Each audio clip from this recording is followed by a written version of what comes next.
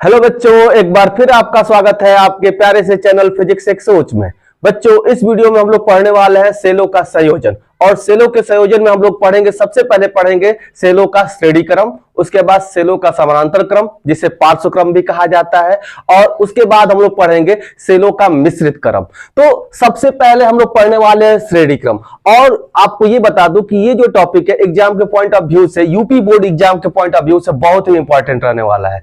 और इसके साथ ही न्यूमेरिकल पूछे जाते हैं आईआईटी और नीट में इस टॉपिक पे। तो आप लोग इसको फोकस करके पढ़िए, और इतना अच्छा टॉपिक पढ़ाने वाला हूं तो आप पहले ही जो लोग चैनल पर नए हो वो चैनल को सब्सक्राइब कर लें और वीडियो को लाइक कर दें। तो चलिए हम स्टार्ट करते हैं आज का ये वीडियो। और सबसे पहले हम लोग पढ़ेंगे सेलों का श्रेणी क्रम। सेलों का श्रेणी क्रम क्या कहलाता है? अगर आप चाहें तो इसका डेफिनेशन लिख सकते हैं कि सेलों का ऐसा संयोजन जिसमें पहले सेल का ऋण ध्रुव दूसरे सेल के धन ध्रुव से, दूसरे सेल का ऋण ध्रुव तीसरे सेल के धन ध्रुव से, और ऐसे ही सारे सेल एक दूसरे से जुड़े हो, तो सेलों के इस प्रकार के संयोजन को हम कहते हैं सेलों का श्रेणी क्रम। ठीक है, तो मतलब कि इसमें एक सेल का ऋण ध्रुव दूसरे के धन से, दूसरे का ऋण तीसरे के धन से, अगर ऐसा ही पूरा एक क्रम बने इन सेलों का, तो उस क्रम को हम कहते हैं सेलों का श्रेणी क्रम।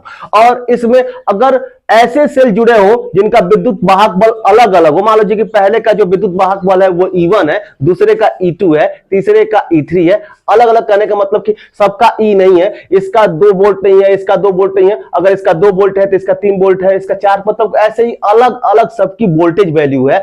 तो अगर ये सारे सेल अगर श्रेणी क्रम में जुड़े हुए हों तो इनका जो तुल्य विद्युत वाहक बल होता है वो E = E1 + E2 + E3 + dot dot dot dot En होता है। अब ऐसा क्यों होता है? कैसे ये सारे सेल अगर इस क्रम में जुड़े हुए हो तो इनका जो तुल्य वैद्युत वाहक बल होता है वो E1 + E2 + E3 + dot dot dot En कैसे होता है, इसको हम सबसे पहले समझ लेते हैं। आपको ये समझना पड़ेगा। सबसे पहले तो आप इसको नोट कर लें कि अगर ये बहुत सारे सेल श्रेणी क्रम में हो तो उनका जो तुल्य विद्युत वाहक बल होगा उसका फॉर्मूला ये होगा। अब आती है बात कि इसका प्रूफ कैसे इतना ही होगा, इसको हम यहां पे आपको बताना चाहेंगे। सबसे पहले आप सपोज कर लीजिए बच्चों कि यहां पे एक सेल है। सबसे पहले यहां पे एक सेल सपोज कर लीजिए, और मान लीजिए कि इस सेल का जो विद्युत वाहक बल है वो सपोज कीजिए कि 5 वोल्ट है। कितना है? 5 वोल्ट है। अब आपसे ये कहा जाए कि इस 5 वोल्ट का मतलब क्या होता है, तो इस 5 वोल्ट का मतलब होता है कि ये जो सेलों के दोनों सिरे हैं, मतलब कि दोनों ध्रुव हैं, इनके बीच का जो विभवांतर होता है वो यहां पे लिखा जाता है। इनके दोनों के विभव का अंतर, मान लीजिए कि अगर यहां पे ये 0 वोल्ट है तो यहां पे क्या होगा? 5 वोल्ट होगा। ये बड़ा वाला डंडा 5 वोल्ट अगर रिप्रेजेंट कर रहा है तो ये छोटा वाला डंडा कितना रिप्रेजेंट करेगा? 0 वोल्ट।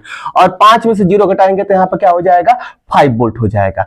अब ये 0 जहां तक ये स्ट्रेट लाइन चलती रहेगी, यहां पर भी ये 0 वोल्ट ही रहेगा, यहां पर भी ये 0 वोल्ट ही रहेगा। ठीक है, तो ये 0 वोल्ट रहेगा और यहां से ये यहां तक ये क्या आएगा? 5 वोल्ट रहेगा। ठीक है, तो आप ये समझ लीजिए कि इस पॉइंट से अगर कोई पूछे, यहां पर 5 वोल्ट का सेल लगाया गया है, तो अगर आपसे पूछे कि अगर पॉइंट अगर ये A है और ये B है तो A और B पॉइंट के बीच का विभवांतर कितना होगा, तो ये 5 वोल्ट ही रहने वाला है। मतलब इसका डंडा ये यहां माना जाएगा, इसको यहां माना जाएगा। मतलब अगर इस पे 5 वोल्ट है तो 5 वोल्ट यहां माना जाएगा, और 0 वोल्ट इस पे है तो 0 वोल्ट को यहां माना जाएगा। इन दोनों बिंदुओं के बीच का जो विभवांतर होगा उसे 5 वोल्ट ही माना जाएगा। इस बात को आप जरूर ध्यान रखें। ठीक है, तो चलिए हम देखते हैं कि ये तो आप समझ गए कि अगर कोई यहां 5 वोल्ट लिखा गया है तो इसका मतलब क्या है। अगर आपसे मैं कहूं कि ये 5 वोल्ट का एक सेल है, ठीक है, और मान लीजिए कि ये पॉइंट A है, और एक सेल हम और जोड़ दें यहां पे। सपोज कीजिए कि यहां पे एक सेल, ऐसे ही एक सेल और हम यहां पे जोड़ दें, और सपोज कीजिए कि ये सेल 6 वोल्ट का हो। कितने वोल्ट का हो? 6 वोल्ट का हो। और ये पॉइंट A है, तो यहां पे मान लीजिए कोई एक और आर्बिट्रेरी कोई पॉइंट C ले लीजिए। ठीक है ना, यहां पे एक पॉइंट C ले लीजिए। अब मैं आपसे पूछूं कि C और B पॉइंट के बीच का पोटेंशियल डिफरेंस कितना हो गया, यानी कि इन दोनों बिंदुओं का बीच का विभवांतर कितना हो गया। एक सेल को और श्रेणी क्रम में जोड़ दिया, तो अब ये सेल और ये सेल मिलकर कितना विद्युत वाहक बल को रिप्रेजेंट करेंगे, इसको अब हमें काउंट करना है, ये इसे हमें देखना है। तो इसे हम कैसे देखेंगे, जरा ध्यान से समझिएगा।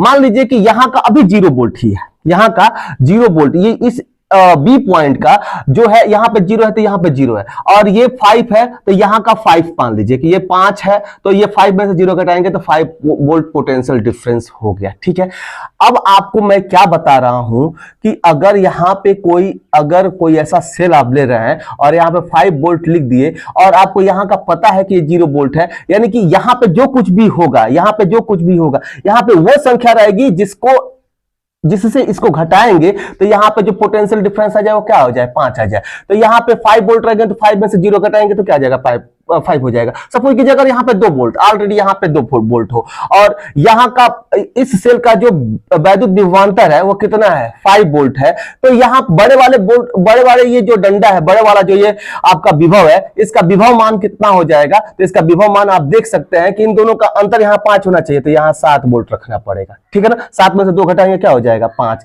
अगर मान लीजिए कि यहाँ 4 हो तो यहाँ पे क्या रख दें कि इन दोनों का जो विभवांतर वो 5 रहे, तो यहाँ पर 9 वोल्ट लिखना पड़ेगा। ठीक है, तो अब आप बताइए कि यहां पर 5 वोल्ट ऑलरेडी है, इस पॉइंट का पोटेंशियल वैल्यू 5 वोल्ट ऑलरेडी है, और ये जो आपका बैटरी है वो 6 वोल्ट का यहां वैद्युत विभवांतर को बता रहा है। तो अब इसका पोटेंशियल कितना हो जाएगा, ये तो अब सपोज ये 5 है तो ये भी 5 वोल्ट होगा। ठीक है ना, अब इसका पोटेंशियल कितना होगा कि पोटेंशियल डिफरेंस 6 रह जाए, तो श्योर है कि यहां पे आपको 11 वोल्ट इसका वैल्यू होगा, तभी ये 11 वोल्ट होगा, तभी ये 11 में से 5 घटाएंगे तो 6 हो जाएगा। तो श्योर है कि अगर ये 11 वोल्ट है तो इस पॉइंट का जो पोटेंशियल डिफरेंस हो जाएगा वो कितना हो जाएगा, 11 वोल्ट हो गया। ठीक है, आप बात को समझ रहे हैं। अब मैं आपसे पूछूं कि इस बी और सी पॉइंट के बीच का पोटेंशियल डिफरेंस कितना है, तो आप देखिए 11 में से 0 घटाएंगे तो 11 में से 0 घटाएंगे तो कितना हो जाएगा, 11 वोल्ट हो जाएगा। इस बात को आप समझ रहे हैं। इसका मतलब अगर ये 5 वोल्ट का अगर सेल है और इसको 6 वोल्ट के सेल से हमने जोड़ा तो ये दोनों का वोल्टेज वैल्यू क्या हो गया, ऐड हो गया। अगर श्रेणी क्रम में इसको ऐसा हमने जोड़ा तो इस दोनों की वोल्टेज वैल्यू क्या हो गई, देखिए जुड़ गई, क्योंकि 6 5 क्या होता है, 11 होता है, और 11 में से 0 घटाएंगे भी तो कितना आ रहा है, 11 वोल्ट आ रहा है। यानी कि सिंपली अगर ऐसे बहुत सारे जो सेल जोड़े गए हो तो उनको ऐड कर देंगे तो उन सारे सेलों का क्या मिल जाएगा, आपका तुल्य वैद्युत वाहक बल मिल जाने वाला है। और मैं आपसे कहूं कि एक और सेल इसमें जोड़ लीजिए, अगर आपको अभी भी नहीं समझ में आया तो एक और सेल, यहां का तो 11 वोल्ट हो गया, आपको पता है, एक और सेल जोड़ लीजिए तब आपको समझ में आएगा। मान लीजिए एक सेल हमने जोड़ा, आप अपने मन में कुछ भी सोच लीजिए, सोच के रखिए आप। मान लीजिए कि एक सेल हमने यहां पे जोड़ा और इसकी जो वोल्टेज वैल्यू है वो 8 वोल्ट है, कितना है, 8 वोल्ट है, अपनी तरफ से मान लिया। अब हम देखेंगे कि ये जुड़ जाने से अब इस पॉइंट, ये तो सी है, ये पॉइंट डी है, डी और बी के बीच में कितना, इन तीनों की वजह से कितना पोटेंशियल डिफरेंस क्रिएट होगा, क्या 8 6 14 और 5 19 होने वाला है कि नहीं होने वाला है। तो हम देख लेते हैं कि यहां 19 आ रहा है कि नहीं आ रहा है। तो आप देखिए ये 8 वोल्ट का बैटरी लगा हुआ है, सेल लगा हुआ है, और ये 11 है तो इसको तो 11 मानना पड़ेगा ना, क्योंकि यहां पे जो है वही इस पूरे लाइन के ईच एंड एवरी पॉइंट पे वैद्युत विभव हम 11 ही मानेंगे, अगर कोई बैटरी और इन दोनों के बीच में कोई रेजिस्टेंस नहीं लगा हुआ है, तो प्रतिरोध नहीं लगा हुआ। तो अगर ये 5 है तो इस पूरे लाइन के बीच में जो वैद्युत विभव रहेगा वो 5 ही रहने वाला है। ठीक है ना, अगर 0 है तो इस पूरे लाइन पे, ये पूरे एक तार पे जो वैद्युत विभव रहने वाला है वो कितना है, 0 वोल्ट ही रहने वाला है। तो इसमें तो आप इस बात को आप समझ रहे हैं। तो ये 11 वोल्ट है तो यहाँ पे 11 वोल्ट तो रहने ही वाला है। अब मैं आपको पूछूं कि यहाँ पे क्या रख दूं कि इन दोनों का अंतर कितना हो जाए, 8 हो जाए, तो यहाँ पे ऑब्वियसली आपको 19 वोल्ट रखना पड़ेगा, और यहाँ पे 90 रखेंगे तो देखिए इसके और इसके बीच का, इन दोनों मतलब जिन पॉइंट के बीच में ये तीनों सेल जोड़े गए हैं उन पॉइंट के बीच का जो वैद्युत विभवांतर है वो कितना हो गया, 19 वोल्ट हो गया। और आप काउंट कीजिए कि जो भी सेल लगाए हुए हैं 8 6 14 और 5 19, तो इन सबका सम जोड़ने पर भी 19 आ रहा है। और इन दोनों पॉइंट्स के बीच का अभी हमने जो प्रोसेस बताया उस प्रोसेस से भी इन सब के बीच का जो पोटेंशियल डिफरेंस आ रहा है, वैद्युत विभवांतर आ रहा है, वो कितना आ रहा है, 19 वोल्ट आ रहा है। तो आप देख रहे हैं कि अगर कोई वैद्युत सेल ऐसे जुड़े हुए हो, अगर मान लीजिए कि अगर सेल ऐसे जुड़े हुए हों तो पहले तो इस तरह से जुड़े हुए हैं तो इसको कौन सा कॉम्बिनेशन कहा जाएगा, कौन सा संयोजन कहा जाएगा, तो इसको सेलों का श्रेणी क्रम हम कहेंगे। और सेलों के श्रेणी क्रम में इस तरह से अगर कोई सेल जुड़े हुए हों तो सिंपली क्या होता है, इन सारे सेलों का जो तुल्य विद्युत वाहक बल होता है, उन सारे सेलों के विद्युत वाहक बल के बीजगणितीय योग के बराबर होता है। तो आप देख लीजिए कि अगर इस तरह से जोड़े गए हैं तो इन सब के बीच का जो विद्युत वाहक बल 19 वोल्ट आया, वो कैसे आया, 8 6 14 5 19 हो गया। तो इसी तरह से अगर आपको बहुत सारे सेल दिए गए हैं और सब ऐसे ही जुड़े हुए हों तो E1 plus E2 plus E3 plus EN हो जाएगा इसका तुल्य वैद्युत वाहक बल। तो आप अगर इसका इक्विवेलेंट और या तुल्य वैद्युत वाहक बल लिखना चाहते हैं तो E इक्वल टू क्या लिख लेंगे, इस तरह से अगर श्रेणी क्रम में ये सेल जुड़े हुए हों तो E equal to E1 plus E2 plus E3 plus dot dot dot EN लिख सकते हैं। तो आपने तो ऐसे लिखा। अभी तो आपने देखा कि जब एक सेल का ऋणात्मक मतलब कि ऋण ध्रुव दूसरे के धन से जुड़ा हो, दूसरे का ऋण तीसरे का धन से जुड़ा हो, मतलब कि ऐसा एक पैटर्न हो, तब इस तरह से आप जोड़ सकते हैं। लेकिन अगर मैं आपसे कहूं कि इस तरह से ये जुड़े हुए हों तब तो ये क्या हो गया, 19 आ गया। अब मैं आपसे कहूं कि एक का हम ये बदल दें, एक का ओरिएंटेशन ही बदल दें, एक को कम्यूटेट कर दें, मतलब एक का नेगेटिव वाला पहले ला दें, पॉजिटिव वाला पहले बाद में कर दें, तब क्या होगा। तो मान लीजिए कि यहां हम 5 वोल्ट का ही सेल लगा और 5 वोल्ट का सेल कुछ ऐसे लगाते, उल्टा लगाते ऐसे, ठीक है। अब देखिए यहां पे छोटे वाले से बड़े वाला, छोटे वाले से बड़े वाला, छोटे वाले से बड़े वाला जुड़ा हुआ था, तब डायरेक्टली आपने पॉजिटिव में रख दिया था। लेकिन अगर 5 वोल्ट यहां पे रख दिया जाए तब क्या होगा, ध्यान से समझिएगा, ठीक है ना। ये तो 5 है बड़ा वाला, मैक्सिमम पोटेंशियल जो बड़ा वाला है, जो हायर पोटेंशियल है, जो उच्च विभव है, तो 5 यहां बता रहा है, ठीक है। अब यहां 6 था ना, यहां 6 था, तो ये 6 वोल्ट यहां पे था, तो 6 वोल्ट की ही हमने सेल लगाया है। लेकिन अब इसको क्या कर दिया, बदल दिया, ठीक है। अब यहां पे अगर ये 5 है, देखिए ये 5 वोल्ट का लगा हुआ था, 0 और ये 5 होगा, श्योर है ये 0 और ये 5 होगा, ये तो इसमें तो कोई डाउट नहीं है। और यहां तक ये 5 है तो इसको भी 5 हमने रखा, उसमें कोई डाउट नहीं है। अब यहां पे हम क्या रखें, यहां पे क्या रखें कि दोनों के बीच का जो पोटेंशियल डिफरेंस है वो क्या हो जाए, 6 हो जाए। तो आप जरा देखें पोटेंशियल डिफरेंस क्या, बड़े वाले में से छोटे वाले को घटाना है, ठीक है ना। ये छोटे वाला हमेशा पोटेंशियल डिफरेंस मतलब क्या, विभवांतर मतलब क्या, हमेशा बड़े वाले डंडे में से छोटे वाले को घटाएं और क्या आ जाए, जितना यहां लिखा है उतना आ जाए। तो ये बताइए कि अगर यहां पे हम 0 भी लिख देते हैं, 0 भी लिख देंगे तो 5 माइनस 0 घटाएंगे तो 5 ही होगा। तो यहां 0 रखेंगे तो काम नहीं बनने वाला, क्योंकि यहां पर 6 वोल्ट लाना है। तो 5 में से क्या घटाएं, अगर 5 में से -1 वोल्ट घटाते, क्या लगा घटाते, -1 वोल्ट घटा दे, तब 6 आ जाएगा क्या। तो 5 माइनस -1 करेंगे तो कितना हो जाएगा, 5 माइनस से माइनस में गुणा होगा तो +1 हो जाएगा, तो 6 वोल्ट हो जाएगा। तो अगर ये 5 वोल्ट है तो ये छोटा वाला उससे छोटा ही होना चाहिए, उससे बड़ा थोड़ा ना होना चाहिए। आप सोच रहे होंगे कि क्या यहां 11 रख देने से ये नहीं हो जाएगा, 11 में से 5 जाएगा तो 6 हो जाएगा, तो ऐसा नहीं है। ये बड़ा वाला डंडा बड़ा पोटेंशियल कोई बताएगा, ये अगर बड़ा वाला डंडा है ना तो अब ये छोटा लिखना है तो इससे छोटा ही लिखेंगे, और जब डिफरेंस निकालेंगे तो यहां पर देखेंगे कि 6 वोल्ट या जितना भी लिखा गया उतना ही आना चाहिए, ठीक है। ये आपके दिमाग में होना चाहिए, ठीक है। तो आप यहां समझ रहे हैं कि यहां पर -1 वोल्ट रखेंगे तो ये घटाएंगे तो यहां पर 6 वोल्ट आ जाएगा। तो अब देखिए ये -1 है तो यहां तक ये -1 ही आएगा, यहां तक ये -1 ही आएगा, ठीक है। अब आप देखिए कि ये -1 है और यहां पे 8 वोल्ट है। अब यहां पे क्या रखें, यहां पे क्या रखें कि इन दोनों का डिफरेंस यहां पे 8 हो जाए। तो ये छोटा वाला है -1 है, अब इससे बड़ा यहां कुछ रखना पड़ेगा, तो 8 लाना है।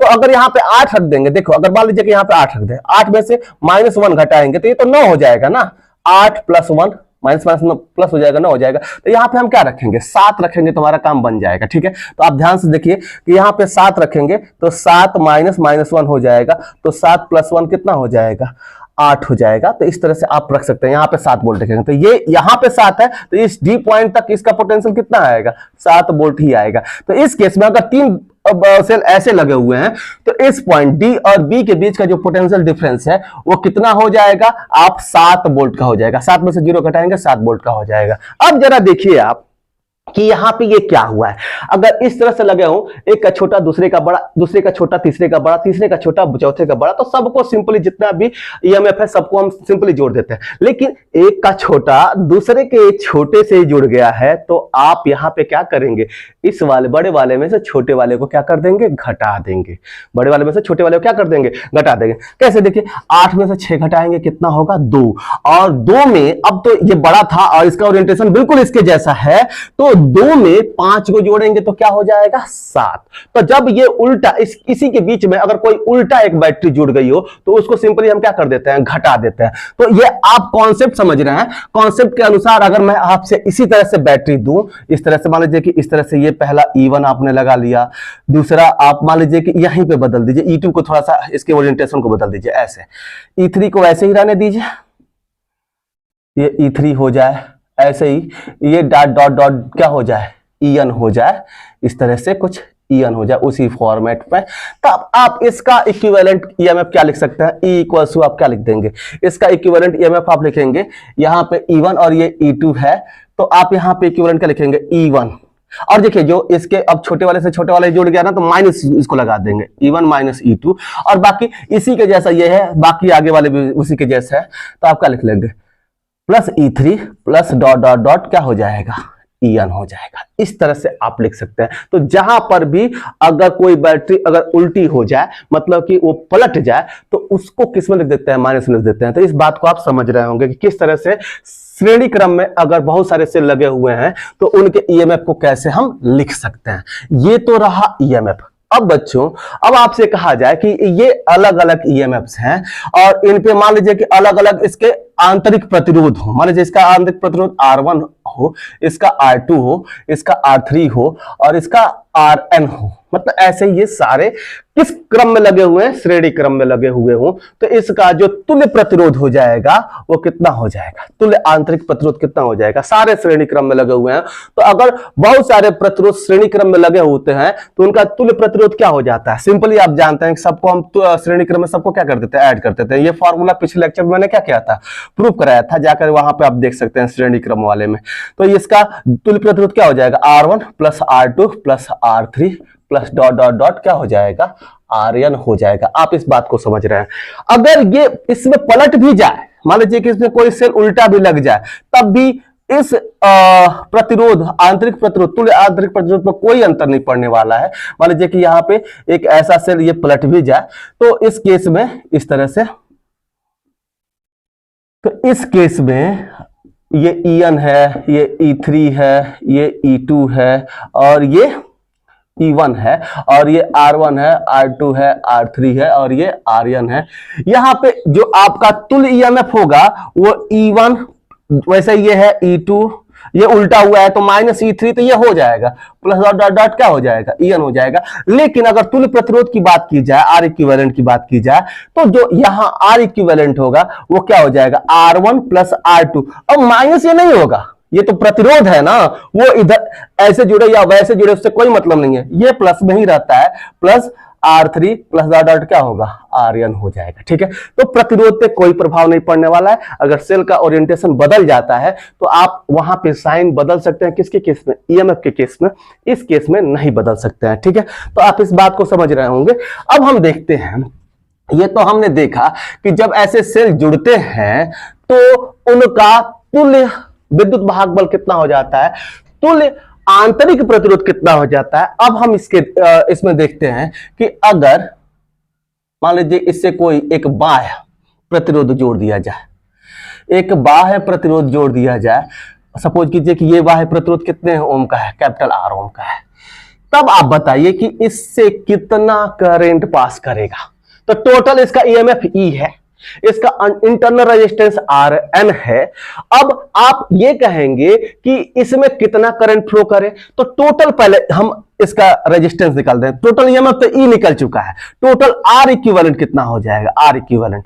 तो आप देखिए कि ये जितना भी ये प्रतिरोध आया, जितना भी ये R इक्विवेलेंट जो आया, इस तरह से R इक्विवेलेंट जो आया, वह Rn नहीं रहेगा, यहाँ पर R इक्विवेलेंट ही रहेगा। इसको क्लियर कर लीजिएगा, ठीक कर लीजिएगा। ठीक है, तो ये R equivalent R1 plus R2 plus R3 plus Rn आया। ठीक है, अब ये तो आंतरिक प्रतिरोधों का तुल्य प्रतिरोध हुआ ना। अब टोटल, अब ये R भी इसमें ऐड करें तो टोटल प्रतिरोध कितना हो जाएगा। इन सबसे ये सीरीज कॉम्बिनेशन में, ये श्रेणी क्रम में, इन सबके साथ ये किस कॉम्बिनेशन में, श्रेणी क्रम में। तो इस केस में टोटल अगर प्रतिरोध अगर आपको लिखना है तो ये क्या हो जाएगा, R plus R equivalent, R plus R equivalent का मतलब क्या है, R1 plus R2 plus R3 plus dot dot dot Rn हो जाएगा। अब आपसे पूछा जाए टोटल जो आपका पोटेंशियल है, टोटल बैटरी का जो ईएमएफ है वो E है, टोटल रेजिस्टेंस R है, तो आप पता है कि ओम का नियम क्या कहता है, V इक्वल्स टू क्या होता है, I R होता है। और यहाँ पे इस बैटरी के टोटल पोटेंशियल की जो वैल्यू है उसको अब हम क्या मान रहे हैं, E मान रहे हैं। और E का मतलब कितना, E1 plus E2 plus E3 plus जितना भी है उतना हम इसको लिखेंगे, ठीक है। तो यहां से अगर करंट निकालना है तो क्या हो जाएगा, टोटल E अपान ये R equivalent, E upon R equivalent हो जाएगा, नहीं हो जाएगा। तो टोटल करंट अगर इस सर्किट में आप जो फ्लो कर रहा है अगर उसको हम निकालें तो इस करंट का मान जो होगा वो कितना हो जाएगा, I equals to E upon R equivalent हो जाएगा, ठीक है। तो अब E क्या है, अगर आप लिखना चाहें तो E इक्वल्स टू क्या है, E1 plus E2 plus E3 plus dot dot dot क्या, En अपान में क्या हो जाएगा, ये R इक्विवेलेंट का मतलब क्या है, R प्लस कितना हो जाएगा, R1। अब R प्लस R इक्विवेलेंट, यहां पे R इक्विवेलेंट, R इक्विवेलेंट का मतलब क्या, ये सारी चीजें तो आप लिख सकते हैं कैसे, R1 plus R2 plus R3 dot dot dot कितना Rn, ठीक है। तो आप चाहे तो ये करंट किसी एक सर्किट में फ्लो करेगा जिसमें बहुत सारी अलग अलग वोल्टेज मान की बैटरीज क्या की गई हैं, जोड़ी गई हैं, ठीक है। इस तरह से आप निकाल सकते हैं। अब एक ऐसा आपके पास एक कंडीशन हो सकता है कि अगर ये सारे जो बैटरी हैं उनकी जो वोल्टेज वैल्यू है वो क्या हो, समान हो, वो एक समान हो। जैसे n बैटरी जोड़े गए हैं इस तरह से सारे जो बैटरी हैं इनकी जो, यही आपके बुक में यही दिया गया है। अगर आप ये कुमार मित्तल की बुक में देखेंगे तो सारे बैटरी का जो वोल्टेज मान दे दिया गया वो समान दे दिया गया। और उस केस में आप देखेंगे तो आपसे पूछा जाएगा किसी सर्किट में कितना करंट फ्लो कर रहा है, तो ये वाला आसान है, आपको मैं जनरल वैल्यू बता दिया हूं और इसी फॉर्मूले के आधार पर इसको क्या किया जा सकता है, लिखा जा सकता है। तो कैसे लिखा जाएगा इसको देखिए, ये सब बैटरी E वोल्ट की है, इस तरह से आप इसको ऐसे लिख सकते हैं, देख सकते हैं। और यहां पे मान लीजिए कि एक एक्सटर्नल, यहां पे एक आपने एक बाह्य प्रतिरोध जोड़ा है, बाह्य प्रतिरोध सपोज कीजिए R है और सब पे ये R ओम का प्रतिरोध लगा हुआ है, ठीक है ना। ये R ओम का सब पे प्रतिरोध लगा हुआ है और सबका जो वैद्युत वाहक बल है वो कितना है, E है, E है, ठीक है। तो इस केस में अगर आप देखें तो टोटल ईएमएफ आपका कितना हो जाएगा, अगर इस केस में, इस केस के लिए देखा जाए तो टोटल ईएमएफ, अब सब जगह यहां पर भी E, हर जगह E प्लस E, सब जगह E है, प्लस कितनी बार, n बार E। तो E को n बार जोड़ेंगे। अगर मैं कहूं कि 4 को 2 बार जोड़िए तो 4 धन 4 8 हो जाएगा, 4 को 3 बार जोड़िए तो 4 धन 4 कितना हो जाएगा, 12 हो जाएगा, 4 को 4 बार जोड़िए तो 4 धन 4 कितना होगा, 16। यानी कि 4 को 4 बार जोड़े तो 4 में 4 से गुणा कर लो, 4 चौको 16 हो जाएगा। 4 को 3 बार जोड़ना है तो 4 में को 3 से गुणा कर लो, 4 3 12 हो जाएगा। 4 को 2 बार जोड़ना है तो 4 में 2 से गुणा कर लो, 4 2 8 हो जाएगा। वैसे ही अगर E को n बार जोड़ना है तो अब E में n से गुणा कर लो, अगर 4 को n बार जोड़ना है तो n इंटू 4 हो जाएगा, ठीक है ना। वैसे ही E को n बार जोड़ना है तो टोटल ईएमएफ इसका कितना हो जाएगा, n इंटू E हो जाएगा। क्लियर हो रहा है आपको। अब देखिए ये रेजिस्टेंस भी R इक्विवेलेंट अगर छोटा देखा जाए, आंतरिक प्रतिरोध अगर देखा जाए तो ये भी, इसको भी कितनी बार जोड़ना है, n बार, R प्लस R, सब पे R है, सब एक ही बैटरी है तो सबका प्रतिरोध भी तो, आंतरिक प्रतिरोध भी तो सेम होगा, प्लस R तो कितना हो जाएगा, n R हो जाएगा। और ये बाह्य प्रतिरोध कितना है, R है, तो R इक्विवेलेंट कितना हो जाएगा, अगर R इक्विवेलेंट यहां पर निकाले तो capital R plus n R हो जाएगा। तो ये देखिए टोटल जो आपका ईएमएफ हुआ वो NE हुआ और टोटल जो रेजिस्टेंस हुआ वो R प्लस n R हुआ। तो इस केस में जो करंट हो जाएगा, इसको इसके नीचे इसको लिखिएगा, ठीक है ना, इस ये लिख लीजिएगा, उसके बाद इसको लिखिएगा। तो I इक्वल टू क्या हो जाएगा, टोटल ईएमएफ कितना E, टोटल ईएमएफ का वैल्यू कितना हो जाएगा NE, तो आप यहां NE लिख लीजिए और बटे में टोटल रेजिस्टेंस कितना, कैपिटल R और बटे में n R हो जाएगा। ये तो जनरल फार्मूला होता है, ये क्या होता है, जनरल फार्मूला होता है। तो इन सारी चीजों को थोड़ा सा आप पॉज करके लिख लीजिए, उसके बाद इस फार्मूले को थोड़ा सा और भी मैं अलग अलग केस बनाऊंगा, उसको देख लिया जाए। मुझे लगता है आप पॉज करके लिख लिए होंगे। चलिए इसको मिटाते हैं। अब इसी फॉर्मूले को देखिए जो ये लिखा गया है, इसको और इसको लिखने के बाद अब जो मैं बता रहा हूं उसको लिखिएगा, ठीक है। अगर मैं आपसे ये बात पूछूं, जरा ध्यान से समझिएगा, कि अगर मैं आपसे पूछूं कि ये जो रेजिस्टेंस स्मॉल आर है वो बहुत बहुत छोटा हो कैपिटल आर से, मतलब बहुत छोटा हो, तो इस केस में ये वाला टर्म को हम क्या कर सकते हैं, निगलेक्ट कर सकते हैं। इस केस में r टेंस टू आप क्या मान लेंगे, r इक्वल टू क्या मान लेंगे, इसकी तुलना में 0 मान लेंगे, ठीक है। तो ये वाला टर्म तो वैसे ही आपका क्या हो जाएगा, खत्म हो जाएगा, ठीक है। तो इस केस में जो करंट होगा वो कितना हो जाएगा, ये जो टोटल करंट होगा वो कितना हो जाएगा, n e और बटे में r हो जाएगा, ठीक है। अब मैं पूछूं कि ये बताइए कि अगर एक सेल हो और इससे एक आप रेजिस्टेंस R जोड़े हो, ठीक है ना, एक रेजिस्टेंस R, इसका EMF कितना हो, E है, तो आप बताइए इससे जो करंट, मान लीजिए कि इससे करंट जो स्मॉल आई, इससे जो एक छोटे से सर्किट से जो करंट फ्लो कर रही हो स्मॉल आई कर रही हो, तो ये कितना कर रही होगी, E बाई R। इस पे आप करंट भी इक्वल्स टू क्या होता है, आई आर होता है ना, तो यहाँ पे आई का फॉर्मूला क्या हो जाएगा, आई इक्वल टू ई बटे में आर हो जाएगा, ठीक है। तो एक से आई इक्वल टू ई बटे में आर, तो ई बटे में आर को हम क्या लिख सकते हैं, एक सेल से जो करंट प्रोड्यूस हो सकता है वो क्या है, ई बटे में आर। तो एन सेल से कितना करंट प्रोड्यूस होता है, आई इक्वल टू एन ई बटे में आर को हम क्या लिख सकते हैं, ई बटे में आर को हम क्या लिख सकते हैं, आई, ठीक है।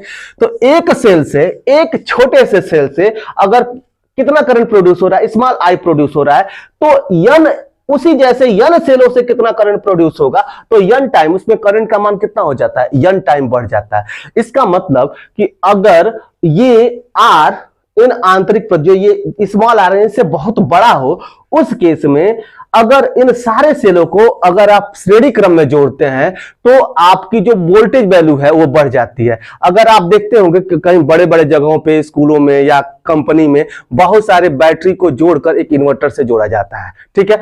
वहां पे ज्यादा करंट की आवश्यकता होती है हमें, तो एक बैटरी से काम नहीं चल पाएगा, तो वहां पे सारे बैटरी को हमें कैसे जोड़ना पड़ेगा, इस तरह से एक का ऋणात्मक दूसरे के धनात्मक से, दूसरे का ऋणात्मक तीसरे के धनात्मक से, तीसरे का ऋणात्मक चौथे के धनात्मक से, जितने भी हो उनको इसी तरह से जोड़ना पड़ेगा। क्लियर है, एक लाल होता है, एक काला होता है, तो एक का काला वाला दूसरे के लाल से, दूसरे का काला वाला तीसरे के लाल से, ऐसे ही हम क्या करते रहेंगे, जोड़ते रहेंगे, ठीक है। और पहले का एक आपका ये लाल वाला बच जाएगा, लास्ट का काला वाला बच जाएगा, उससे दो तार निकालकर इन्वर्टर से हम क्या कर देंगे, जोड़ देंगे, और आप देखेंगे कि इतनी वोल्टेज वैल्यू में आप क्या पाने लगेंगे, उस करंट को पाने लगेंगे, और आप चाहें तो जितना भी काम उससे करना हो उससे क्या कर सकते हैं, कर सकते हैं। तो आप इससे ऐसे जोड़ भी सकते हैं। तो बैटरी को किस तरह से जोड़ना है किसी सर्किट में, अगर अधिक से अधिक लाभ पाना है तो श्रेणी क्रम में जोड़ना है, ठीक है। तो आप इस तरह से श्रेणी क्रम में जोड़ सकते हैं और देख सकते हैं कि एक बैटरी अगर आई करंट प्रोड्यूस हो रही है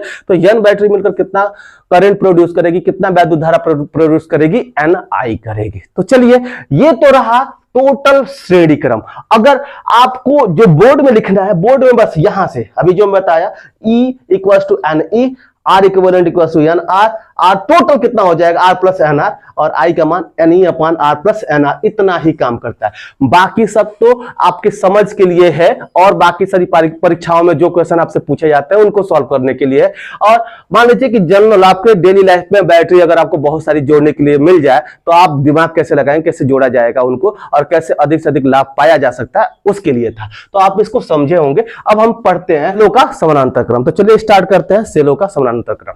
बच्चों आइए अब देखते हैं सेलों का समानांतर क्रम, पैरेलल कॉम्बिनेशन ऑफ सेल। इसी को हम पार्श्व क्रम भी कहते हैं। तो ये समानांतर क्रम जहां लिखा गया है वहां पे पार्श्व क्रम भी आप लिख सकते हैं, ठीक है। बच्चों यहां पे देखिए कि ये बहुत सारे सेल हैं, E1, E2, E3 और En, जो कि समानांतर क्रम में लिए गए हैं, और इन सारे सेलों का जो ये प्रतिरोध है वो भी किस क्रम में है, समानांतर क्रम में है। तो आप जानते हैं कि अगर n प्रतिरोध या जितने भी प्रतिरोध समानांतर क्रम में है तो उसका जो तुल्य प्रतिरोध का फॉर्मूला होता है वो कितना होता है, तो 1/R इक्विवेलेंट इक्वल्स टू होता है 1/R1 plus 1/R2 plus 1/R3 plus dot dot dot कितना हो जाता है, 1/Rn हो जाता है। तो ये तुल्य प्रतिरोध तो आप लिख चुके हैं और इसका मैं डेरिवेशन भी कराया हूं, तो ये तो पहले से ही आप जानते हैं। लेकिन ये बात कैसे लिखी गई, आपको जो एग्जाम में लिखना है तुल्य विद्युत वाहक बल और तुल्य प्रतिरोध में जो रिलेशन होता है वो ये होता है। तो एग्जाम में या बुक में बस इतना ही लिखा गया है, ठीक है। तो आप चाहे तो बस इतना ही लिख सकते हैं कि इन सब के तुल्य जो अलग अलग, मान लीजिए कि यहाँ विद्युत वाहक बल लिए गए हैं, तो सबके तुल्य विद्युत वाहक बल तथा तुल्य प्रतिरोधों का जो औसत होता है वो E1/R1। ये En/R इक्विवेलेंट इक्वल टू होगा E1/R1, मतलब कि इस E1 अब बटे में इसका जो प्रतिरोध है, आंतरिक प्रतिरोध है R1, वो E2/R2, E3/R3 अपान में En/Rn। ऐसे हम क्या कर सकते हैं, लिख सकते हैं इसके बीच का संबंध, ठीक है। तो ये तो जनरल फॉर्मूला हो गया। अब मैं आपसे ये पूछूं कि मान लीजिए कि अगर कोई दो ही प्रतिरोध हो, कोई दो ही सेल हो, कोई दो ही सेल हो, दो सेल होंगे तो दो ही प्रतिरोध भी होंगे इसके, ठीक है। तो थोड़ा सा आप इसको ध्यान, कि दो सेलों के लिए ये तुल्य विद्युत वाहक बल और इसमें क्या रिलेशन होगा उसको आप समझ लें, ठीक है। तो इस तरह से ये कोई दो सेल है, तो इस दो सेल के बाद इसका जो आपका विद्युत वाहक बल है वो E1 है, इसका E2 है, इसका जो प्रतिरोध है वो R1 है, इसका R2 है।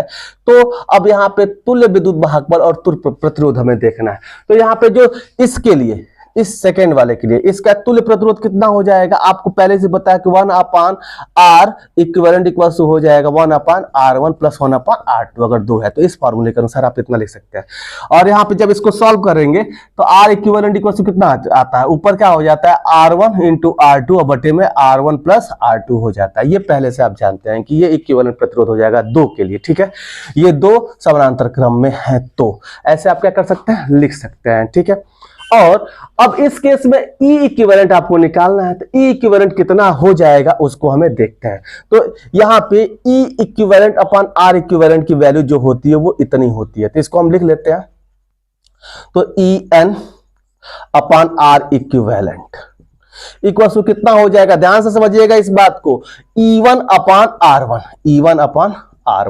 प्लस E2/R2, ठीक है, इतना हो जाएगा। अगर इसको सॉल्व किया जाए तो आप देखिए कि En का मान ही हमें निकालना है, ध्यान समझिएगा। अगर दो लिखे गया हो तो En का मान कितना हो जाएगा, En/R इक्विवेलेंट कितना है, R इक्विवेलेंट का मान यहाँ पे दिया गया है, R इक्विवेलेंट का मान अभी हम उधर लिखते हैं। तो अगर इसको लिखें En की वैल्यू, इसको इधर मल्टीप्लाई कर लिया जाएगा।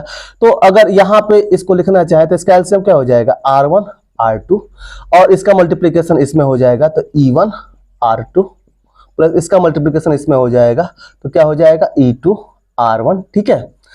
और इनटू में इसके नीचे वाला जो R इक्विवेलेंट है वो इधर चला आएगा और R इक्विवेलेंट की जो वैल्यू यहाँ, ये R इक्विवेलेंट यहाँ आएगा और R इक्विवेलेंट की वैल्यू यहाँ पे आप देख रहे हैं कितना है, R इक्विवेलेंट की जो वैल्यू है वो R1 R2 अपान में R1 प्लस R2 है। तो देखिए नीचे R1 R2 है, ऊपर R1 R2 है, इससे ये क्या हो जाएगा, कैंसिल आउट हो जाएगा। और केवल दो प्रतिरोध हो तो उनके लिए आपका तुल्य जो विद्युत वाहक बल होगा, जो कि बहुत इंपॉर्टेंट है फॉर्मूला, इसको, इसका डेरिवेशन इस पे न्यूमेरिकल पूछे जाते हैं। कैसे पूछे जाते हैं इसको अभी आपको बताया जाएगा। तो मान लीजिए कि यहाँ पे ये E1 फॉर्मूला क्या हो जाएगा दो के लिए, E1 R2, देखिए E1 के साथ क्या आएगा, R2 आएगा, प्लस E2 के साथ क्या आएगा, R1 आएगा, और अपान में क्या हो जाएगा, R1 प्लस R2 हो जाएगा। तो अगर कोई दो सेल समानांतर क्रम में है तो उसका जो तुल्य विद्युत वाहक बल होगा वो कितना हो जाएगा, यह ध्यान रखिए कि इस E1 के साथ किसको मल्टीप्लाई करना है, इसके आंतरिक प्रतिरोध को, इस E2 के साथ किससे मल्टीप्लाई करना है, इस पहले वाले के आंतरिक प्रतिरोध को, और बटे में R1 प्लस R2 लिख दिया जाएगा, ठीक है। तो इस पे न्यूमेरिकली पूछा जाएगा। जनरली दो आपको सेल दे दिया जाएगा, यहाँ पे 4 वोल्ट, यहाँ पे 5 वोल्ट, यहाँ पे 0.5, यहाँ पे 0.4 दे दिया जाएगा। तो आप जनरली ये वैल्यू यहाँ पर रख के क्या कर सकते हैं, फाइंड आउट कर सकते हैं।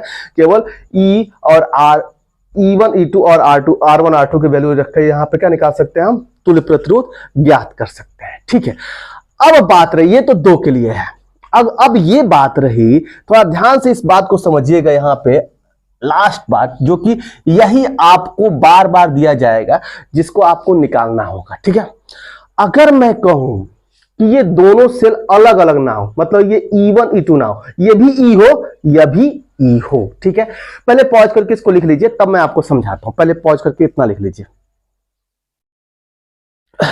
पॉज करके आपने इसको लिख लिया, ठीक है। अब आप समझिए, सपोज कीजिए यहाँ पे ये तो फॉर्मूला ये अलग अलग के लिए आया, यहाँ पे मैं ये फॉर्मूला लिखना चाहता हूं कि अगर ये दोनों सेल सेम हो, मान लीजिए कि ये ई हो और ये भी ई हो और दोनों का प्रतिरोध क्या हो, आर हो, तब इस केस में तुल्य प्रतिरोध कितना हो जाएगा इसको हमें देखना है। तो बच्चों इस फॉर्मूले का यूज करते हुए इसका तुल्य वैद्युत वाहक बल कितना हो जाएगा, अगर उसको हम निकालें तो यहाँ पे इसका तुल्य वैद्युत वाहक बल सपोज कीजिए कि E हो गया, E इक्वल्स टू कितना हो जाएगा En, अगर इस यहां से हम निकालना चाहें तो En इक्वल्स टू, अगर इसका फॉर्मूला होगा तो E1 के स्थान पे, पहले के स्थान पे E है तो यहाँ पे आप क्या लिख सकते हैं E, और R2 के स्थान पे R ही है तो ER हो जाएगा, प्लस E2 के स्थान पे E है तो E2 के स्थान पे E हो गया, और R1 के स्थान पे R है तो R रहने दीजिए, अपान में R1 के स्थान पे R है और R2 के स्थान पर भी R ही है, तो ऐसे हम लिख देंगे,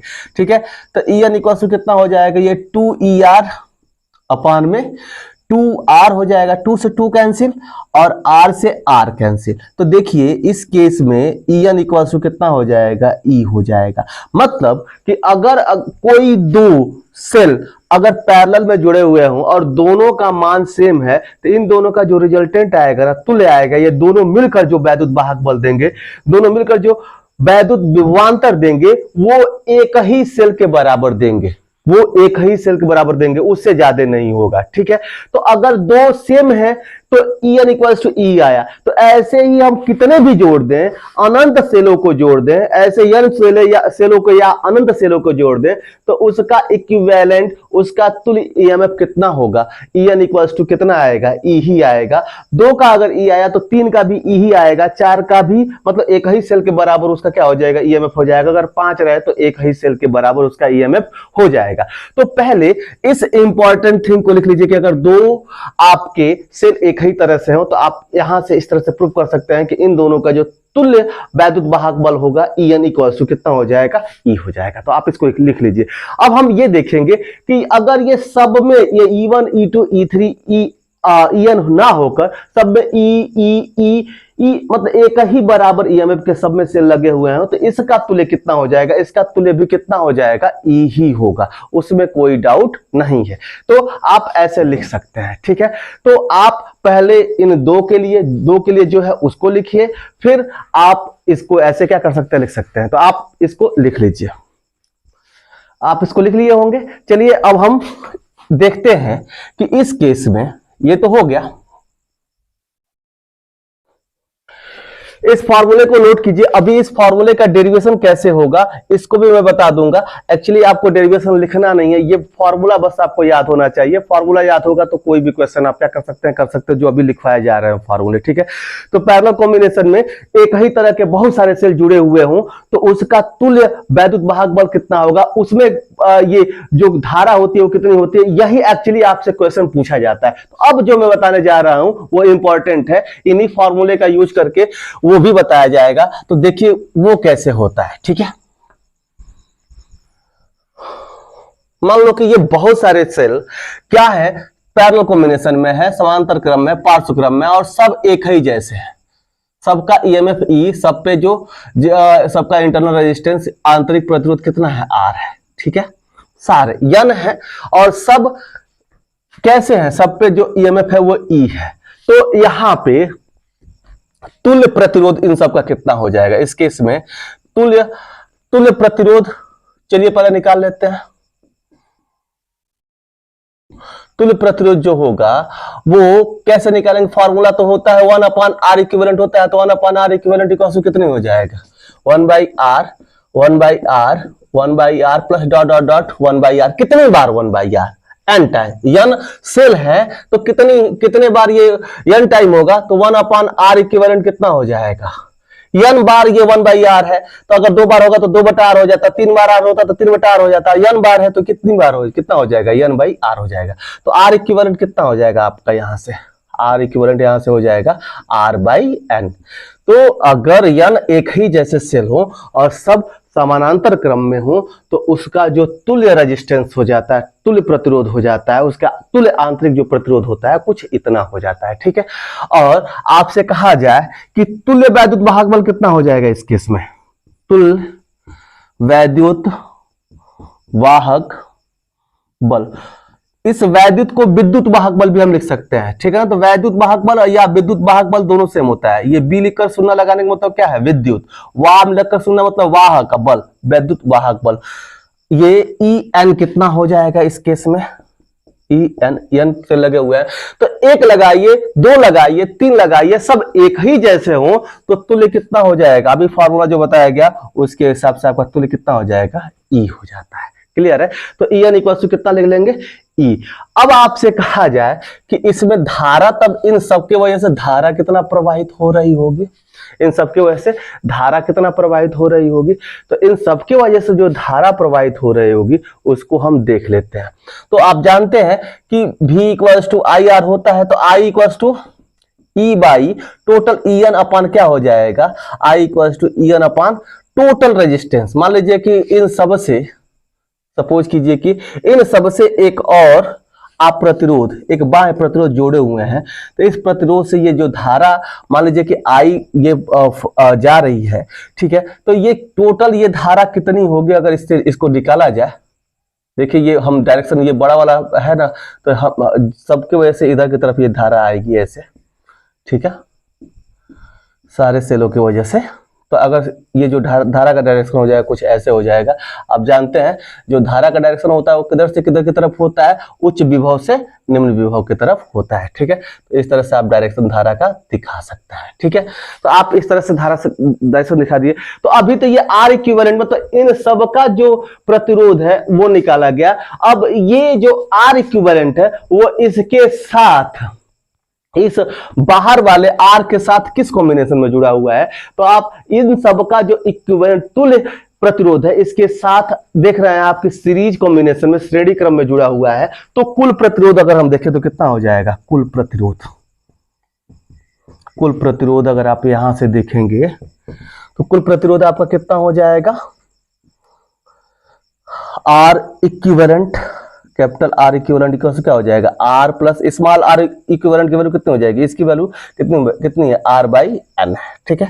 टोटल आपका ईएमएफ ई, कुल प्रतिरोध कितना हो गया आपका R plus R by N. तो धारा कितना हो जाएगा, अभी आपको बताया गया कि कुल ईएमएफ, कुल वैद्युत वाहक बल बटे में कुल प्रतिरोध होता है। तो ये कितना हो जाएगा, E N upon R equivalent. अब यहां से I का मान आप कितना लिख सकते हैं, तो I का मान En की वैल्यू कितनी है, E है, E बटे में कितना हो जाएगा, R, capital R plus R by N। अब आप देखिए यहां पे एक कंसिडरेशन करें कि ये जो R है ना, स्मॉल r अगर बहुत छोटा हो, किससे बहुत छोटा है, कैपिटल आर से, तो हम आर बाई एन, अब आर बाई एन तो और छोटा हो जाएगा ना आर से, ये एन से भाग देंगे तो और छोटा हो जाएगा। तो हम क्या कर सकते हैं, तब यहाँ पे R by N can be neglected, इसको हम क्या कर सकते हैं, तब यहाँ पे लिखेंगे अगर आर बहुत छोटा हो इस कैपिटल आर से,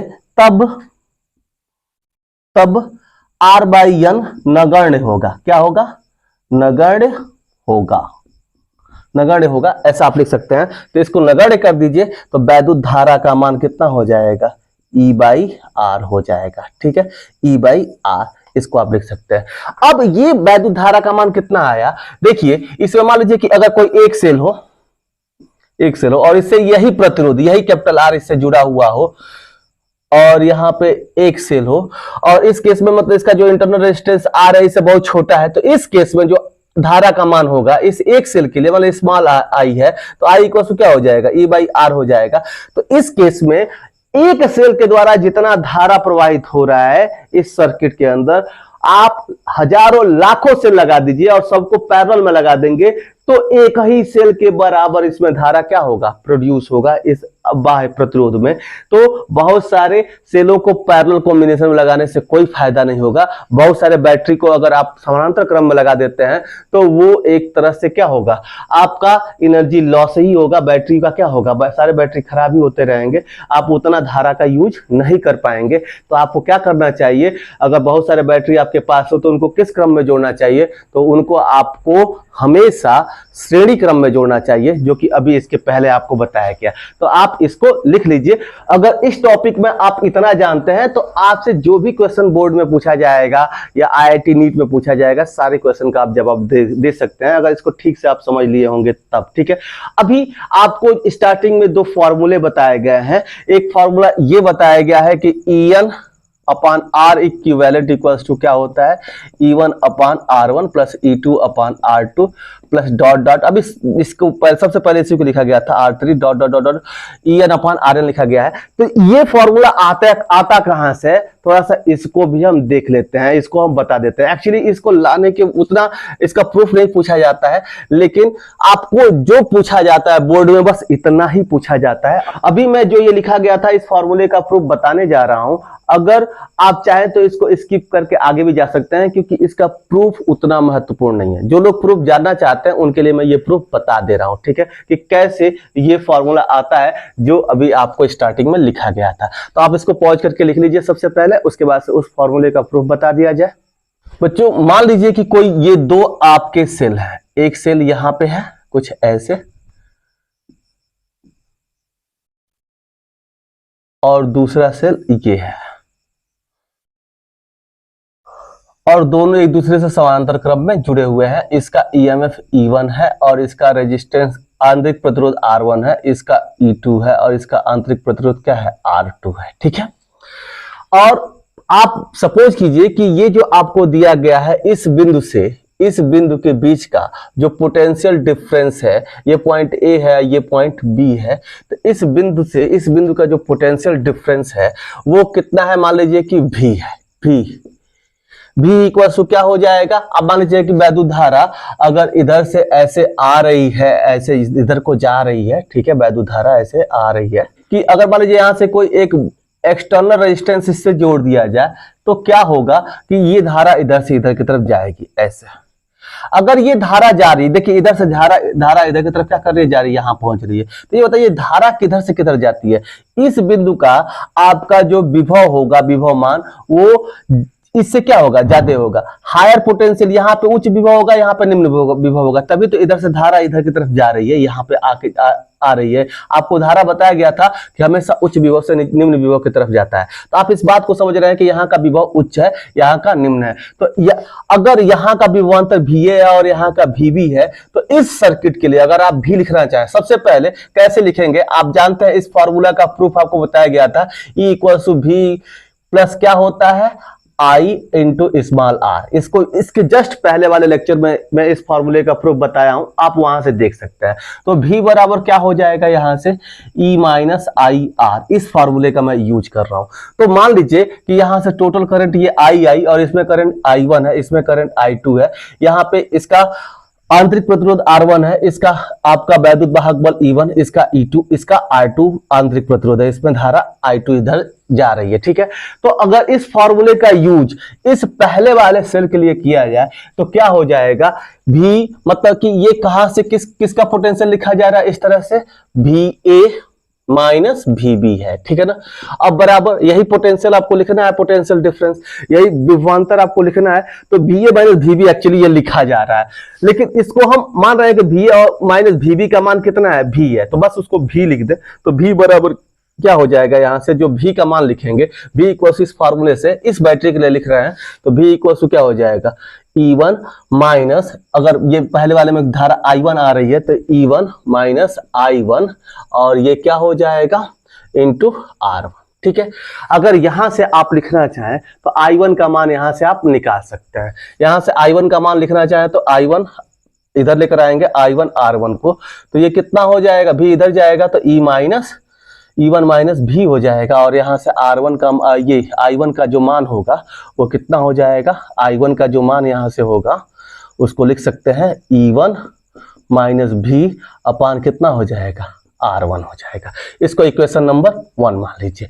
सिमिलरली अगर इसके लिए लिखें इसमें, तो I2 का मान कितना हो जाएगा, तो इसी तरह से यहाँ पर लिखा जाए, 3 लाइन नहीं लिखेंगे आप, ये इसी तरह से I2 लिखेंगे तो I2 क्या हो जाएगा, यहाँ पे बैटरी क्या है, E2 है, E2 माइनस भी अपान क्या हो जाएगा, R2 हो जाएगा। अब आपसे मैं पूछूं, जरा ध्यान से सोचिएगा और समझिएगा कि ये जो I है, ये धारा इधर से I1 आ रही है, इधर से I2 आ रही है, तो I बराबर क्या हो जाएगा, I इक्वल्स टू, यही तो दोनों आकर यहाँ पे I बन रही हैं सब, तो I इक्वल्स टू क्या हो जाएगा, I1 प्लस I2 हो जाएगा। ठीक है, तो अगर यहाँ से लिखा जाए तो I इक्वल्स टू I1 का मान कितना है, आप लिख सकते हैं E1 माइनस बी अपान R1 प्लस I2 का मान कितना है, देखिए इससे E2 माइनस भी अपान R2 है। ठीक है, आप ऐसे लिख सकते हैं। ठीक है, अब आप यहां से जो भी है, भी तो कॉमन कर सकते हैं। पहले ये I1 क्या लिख सकते हैं, I1 इज इक्वल्स टू, आप यहां से लिख सकते हैं E1 upon R1, E1 upon R1, और यहां से आएगा plus E2 upon R2, E2 upon R2। ठीक है, और प्लस में आप यहां से लिख सकते हैं, ये देखिए ये यहां से माइनस भी अपान R1 बचेगा, यहां से माइनस भी अपान R2 बचेगा, तो माइनस भी कॉमन कर लेंगे तो यहां पे क्या बचेगा, 1 अपान R1 प्लस 1 अपान R2 बचेगा। ठीक है, इस तरह से हम इसको लिख सकते हैं। ठीक है, तो अब यहां से आप इसको देखें तो क्या लिख सकते हैं, इस चीज को अगर यहां से लिखा जाए तो ये E1 अपान R1 है, ये E2 अपान R2 है, ये भी, अब इसको आप लिखें तो केवल भी को हमें लिखना है, तो इसको इधर लेकर चले आइए, तो भी, और इसको उधर लेकर जाना है, तो भी, ये माइनस है तो प्लस हो जाएगा। अब इसको जोड़ भी लीजिए, R1 R2, अगर इसको लिखा जाए तो ये R1 प्लस R2 अपान R1 R2 हो जाएगा। इसका एलसीएम क्या हो जाएगा, R1 R2 ऊपर क्या हो जाएगा, R1 प्लस R2 हो जाएगा, अगर आप जोड़ेंगे तो। ठीक है, अब यहां से आप लिखेंगे तो ये क्या हो जाएगा, E1 upon R1 plus E2 upon R2, और माइनस में I1 इधर हो जाएगा, माइनस में I1 इधर आप क्या कर सकते हैं, लिख सकते हैं। अब इस केवल भी को इधर रहने दीजिए और बाकी सबको उधर लेकर चले जाइए, तो बाकी सबको इधर लेकर जाएंगे तो भी बराबर क्या हो जाएगा, देखिए तो अगर यहां से लिखा जाए तो सबसे पहले आप चाहें तो इसको जोड़ सकते हैं, इसको आप चाहें तो क्या कर सकते हैं, जोड़ सकते हैं, तो आप जोड़ कर ही लिख लीजिए पहले यहाँ पे। अगर यहाँ पर भी जोड़ेंगे तो यहाँ पे एलसीएम क्या हो जाएगा, इसको आप जोड़िए, तो नीचे एलसीएम हो जाएगा R1 R2 यहां चला जाएगा, तो E1 R2 plus E2 R1, और नीचे क्या हो जाएगा, R1 R2 हो जाएगा। ठीक है, ऐसे आप लिख सकते हैं। माइनस में I आपका क्या है, ये I है, I1 नहीं है, I है। अब यहां से क्या आ रहा है, देखिए यहां मिस्टेक हो गया है, ये I equals to I1 plus I2 है, तो ये I1 का मान यहां से रखा गया इसको, और I2 का मान यहां पर रख दिया गया, I1 का तो मान रख दिया गया यहाँ पे, I2 का मान रख दिया गया, तो ये I ही उतरेगा, मिस्टेक से यहाँ I1 आता जा रहा है, तो ये मिस्टेक आप नहीं करेंगे, ये I ही रहेगा। ठीक है, तो हर जगह इसमें I ही रहेगा।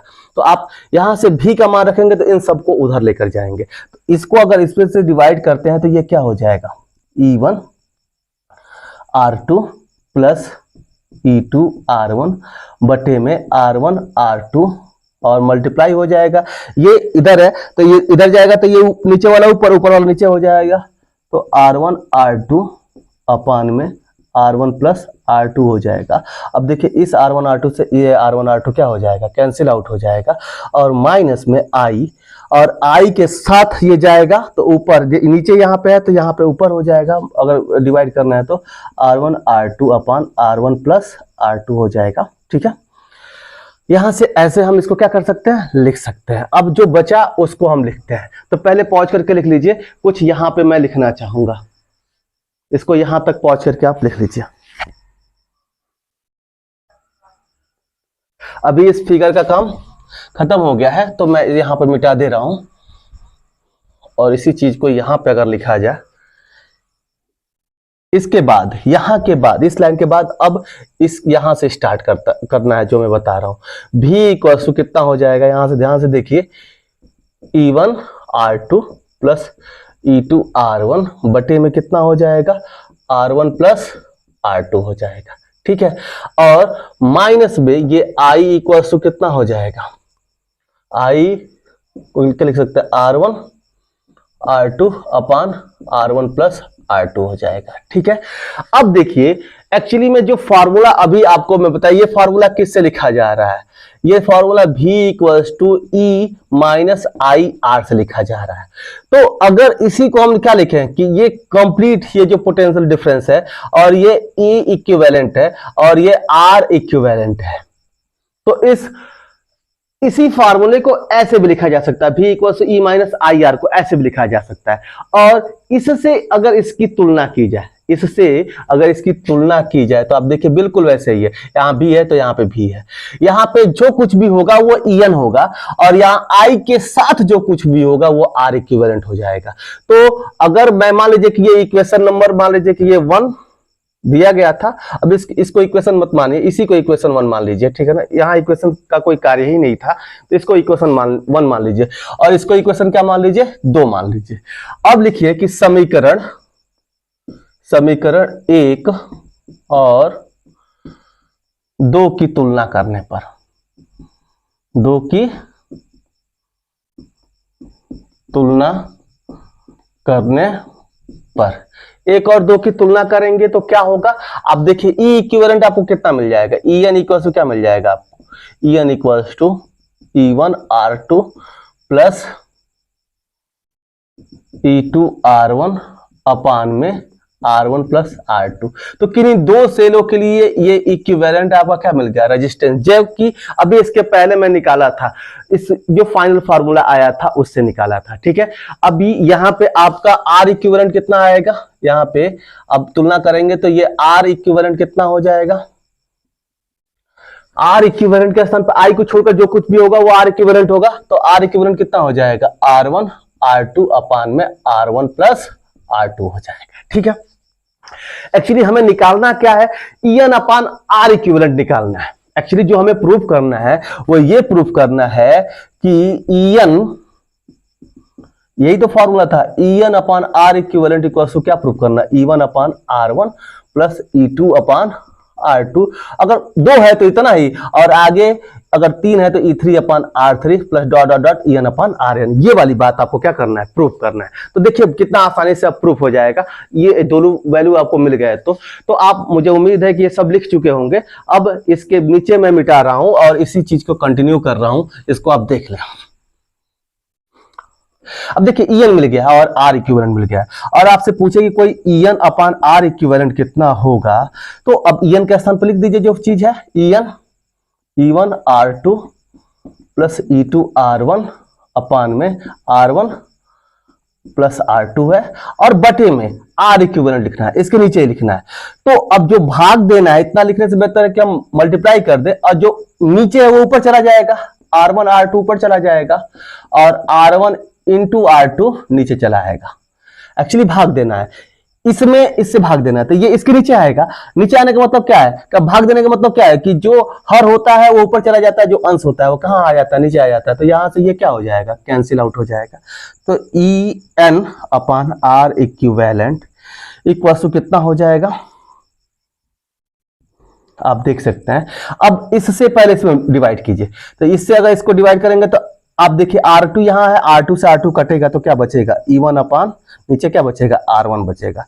और इससे अगर इसको डिवाइड किया जाए तो क्या बचेगा, देखिए R1 से R1 कट जाएगा तो E2 अपान क्या बचेगा, R2 बचेगा। तो आप चाहे तो इसको क्या कर सकते हैं, लिख सकते हैं, ये 2 सेल के लिए है। अगर कोई 2 पैरेलल में सेल, अभी आपको बताया कि ये किसके लिए मैंने फॉर्मूला निकाला कि कोई 2 सेल किस में थे, पैरेलल में थे, तो उनके लिए ये फॉर्मूला निकाला गया, इसका E1 और इसका E2 है, तो इसका ये E1 और इसका E2 है, तो आप इसके लिए फॉर्मूला निकालें। अगर ये 2 से ज्यादा है, 3 है, तो यहाँ पे क्या हो जाएगा, यही फॉर्मूला आपका बन जाएगा E3 अपान R3। और मान लीजिए N है तो प्लस डॉट डॉट डॉट क्या हो जाएगा, N अपान Rn हो जाएगा। तो आप इस फार्मूले को ऐसे डेराइव भी कर सकते हैं। एक्चुअली इस फार्मूले का डेरिवेशन उतना जरूरी नहीं है जितना मैंने स्टार्टिंग में आपको बताया। ये डायरेक्ट ये फार्मूला बताया था और डायरेक्ट इस R इक्विवेलेंट की वैल्यू बताई थी कि कितना होता है। R इक्विवेलेंट इक्वल अगर 2 से ज्यादा है तो 1 अपान R1 प्लस 1 अपान R2 plus dot dot dot 1 अपान Rn होता है, ये आपको बताया था। तो जनरली वो डायरेक्टली फॉर्मूला देख के हम सारे वैल्यूज को क्या कर सकते हैं, फाइंड आउट कर सकते हैं, उसमें कोई डाउट नहीं है। और कोई दो सेल हो ऐसे तो ये फॉर्मूला कैसे डिराइव भी करते हैं ये भी आपने देख लिया, और जनरली उस फॉर्मूले का यूज करते हुए इसको कैसे लाया जा सकता वो भी देखा। और इस पर न्यूमेरिकल जो पूछे जाते हैं उसको भी बहुत आसानी से आप क्या कर सकते हैं, फाइंड आउट कर सकते हैं, उस न्यूमेरिकल को बहुत आसानी से आप कर सकते हैं। तो चलिए आप लोगों ने इतना समझा, अब हम पढ़ लेते हैं मिश्रित संयोजन, सेलों का मिश्रित संयोजन। बच्चों अब हम देखते हैं सेलों का मिश्रित संयोजन। देखिए बच्चों इसमें आइडेंटिकल सेल है, मतलब एक ही तरह के सेल है। इसमें यन, इस लाइन में ये देखिए डॉट डॉट लगाया गया है, इसमें यन सेल ईएमएफ के हैं, इसमें भी यन सेल ईएमएफ के हैं, इसमें भी यन सेल ईएमएफ के हैं। तो इसमें यन सेल लगे हुए हैं, एक लाइन में कितने सेल लगे हुए हैं, यन। और ऐसे कितनी ये लाइनें हैं, अगर ये लाइन 1 2 3 4 ऐसे डॉट डॉट डॉट करते हैं, सपोज कीजिए कि ये यम लाइन है, कितनी लाइनें हैं, एम लाइन है, और यन सेल इसमें लगे हुए हैं। तो सबसे पहले इसका कुल ईएमएफ कितना होगा, तो एक लाइन का ईएमएफ कितना होगा, अगर एक लाइन का आपसे पूछा जाए तो एक लाइन का जो टोटल ईएमएफ होगा वो कितना होगा, यन से लगे हुए हो तो यन ई हो जाता है। श्रेणी क्रम में जितने भी सेल लगे होते हैं उन सबका तुल्य जो वैद्युत वाहक बल होता है उन सारे सेलों का योग ही क्या हो जाता है, उसका तुल्य वैद्युत वाहक बल हो जाता है। तो अभी आपको बताया गया कि अगर श्रेणी क्रम में यन वैद्युत ये सेल लगे हुए हों तो उनका तुल्य वैद्युत वाहक बल कितना हो जाएगा, यन ई हो जाता है। ठीक है, और यह भी बताया गया कि एक ही तरह के अगर सेल, बहुत सारे सेल किसमें लगे हुए हों, अगर पैरेलल कॉम्बिनेशन में लगे हुए हों, समानांतर क्रम में लगे हुए हों, तो इन सबका ईएमएफ, इन सबका तुल्य ईएमएफ कितना हो जाता है, ई ही होता है। ठीक है, कितना होता है, ई। अगर सब पे ई लगा हो तो ई ही होता है, अगर यन हो तो। ठीक है, तो मान लीजिए जितने भी लगे हो, अनंत लगे हो, तो इन सब का ई ही होता है। लेकिन यहां पे जो कंडीशन है, एक एक सेल नहीं लगे हुए हैं, एक लाइन में कितने सेल लगे हुए हैं, तो इस पूरे लाइन का जो तुल्य ईएमएफ वो कितना है, यन ई है। तो यहां पे इस पूरे लाइन का यन ई होगा, इस पूरी लाइन का कितना होगा, एन ई होगा। ऐसे जितने भी लाइन में लगे हुए सेल हैं उन सबका तुल्य ईएमएफ, तुल्य वैद्युत वाहक बल, ईएमएफ को ही वैद्युत वाहक बल कहा जाता है, इलेक्ट्रोमोटिव फोर्स अंग्रेजी में कहा जाता है, तो उसको ईएमएफ कहा जाता है। तो ईएमएफ भी मैं बोल रहा हूं तो उसको घबराने वाली बात नहीं, ईएमएफ का मतलब क्या है, वैद्युत वाहक बल ही है। ठीक है, तो अब देखिए कि अगर सिंगल ई लगा हुआ है तो टोटल क्या हो जाता है, ई हो जाता है। तो सब पे अगर यन ई आवे तो तुल्य प्रतिरोध कितना हो जाएगा, एन ई हो जाएगा कि नहीं हो जाएगा। तो यहां एक लाइन के लिए एन ई है, तो मान लीजिए कि एक लाइन के लिए एन ई है, तो कुल आपका कुल वैद्युत वाहक बल कितना हो जाएगा, तो कुल वैद्युत वाहक बल पूरे मिश्रित संयोजन का कुल विद्युत वाहक बल एन इक्वल टू कितना हो जाएगा, एन इंटू ई हो जाएगा। ये बात आप समझ रहे हैं। ठीक है, और आप ये सपोज कीजिए कि एक लाइन में अगर ये यन है तो एक लाइन का आंतरिक प्रतिरोध कितना होगा, एक लाइन का, इस पे आर, मतलब सब पे आर, इस तरह से आर लगे हुए हैं, तो इस लाइन में एन आर हो जाएंगे। वैसे ये कितने लाइन है, यम लाइन है, तो एक लाइन का आर इक्विवेलेंट, एक लाइन का कितना हो जाएगा, एक लाइन का, अगर एक लाइन का देखें तो ये क्या हो जाएगा, एन आर हो जाएगा। तो वैसे ही एन आर इसका, तो अब टोटल अगर ये पैरेलल कॉम्बिनेशन में है तो कितनी लाइनें हैं, तो 1 टोटल आर इक्विवेलेंट निकाला जाएगा। अगर टोटल तो एक लाइन में कितना है, 1/n r प्लस 1 में N R plus dot dot dot कितनी बार लिखेंगे, यम टाइम लिखेंगे, कितना, 1 में एन आर, 1 में एन आर कितनी बार लिखेंगे, एम टाइम लिखेंगे। तो 1/r इक्विवेलेंट को हम कितनी बार लिखेंगे, अब यहां पे लिख लेंगे। अगर केवल आंतरिक प्रतिरोध देखा जाए इसका इक्विवेलेंट, तो 1 एक लाइन में एन आर है, दूसरे लाइन में भी एन आर, मतलब एन सेल है तो एन आर होगा ही। ठीक है, तो यहाँ पे N R plus 1/n r plus dot dot dot कितनी बार, यम टाइम्स। ठीक है ना, 1/n r। तो अगर ये यम टाइम्स है, एक अगर 2 बार हो तो 2/n r हो जाता, 3 है तो 3/n r हो जाता, तो यम टाइम है तो कितना हो जाएगा, r इक्विवेलेंट। तो 1/r इक्विवेलेंट आपका हो जाएगा यम/n r हो जाएगा। इस तरह से आप लिख सकते हैं, यम/n r लिख सकते हैं। अब सपोज कीजिए कि इन सारे सेलों से एक बाह्य प्रतिरोध कैपिटल R जुड़ा हुआ है, तो टोटल कैपिटल आर इक्विवेलेंट कितना हो जाएगा। टोटल कैपिटल आर इक्विवेलेंट आप लिखेंगे तो इसका तो आप निकाल चुके हैं, इसका जो आर इक्विवेलेंट होगा अगर केवल निकाले यहां से तो ये ऊपर चला जाएगा, ये ऊपर गया तो एन आर बटे में ये एम हो गया, तो टोटल आर इक्विवेलेंट कितना हो जाएगा। यहां से आप देखें तो कैपिटल आर ये इन सबके साथ किस कॉम्बिनेशन में, श्रेणी क्रम में है, तो ये आर प्लस इसका जो टोटल आया आर इक्विवेलेंट के स्थान पर क्या आया, एन आर अपॉन एम आया। ठीक है, अब मान लीजिए कि ये जो आपका आर बहुत छोटा हो, इसलिए निकालेंगे, हमेशा ये कंसीडर करना पड़ेगा कि ये आर बहुत छोटा हो, किससे, कैपिटल आर से, तो आर इक्विवेलेंट किसके बराबर हो जाएगा, आपके कैपिटल आर के बराबर हो जाएगा।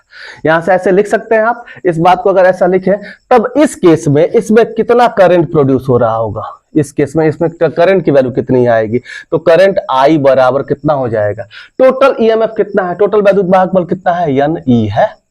ठीक है, और बटे में इक्विवेलेंट रेजिस्टेंस कितना आएगा टोटल, अगर ये आर बहुत छोटा है एनआर से तो ये आ जाएगा केवल आर इक्विवेलेंट आर के बराबर हो जाएगा, तो यही टोटल करंट इसमें क्या होगा, प्रोड्यूस होगा। अगर एक सेल से ई बाई आर है तो मतलब कि एक लाइन में जो सेल है वो एन टाइम आएगा ई बाई आर के। ठीक है, तो आप ऐसे लिख सकते हैं, अगर एन एक सेल के द्वारा कितना है, अगर मान लीजिए कि एक सेल के द्वारा ये ई बाई आर आपका करंट फ्लो कर रहा है, तो इन सारे संयोजन की वजह से लगभग आपका जो करंट होगा वो कितना होगा, N times E by R को क्या लिख दीजिए, स्मॉल आई लिख लीजिए, तो ऐसे आप लिख सकते हैं। ठीक है, इतना आपका करंट इसमें क्या होगा, प्रोड्यूस होगा।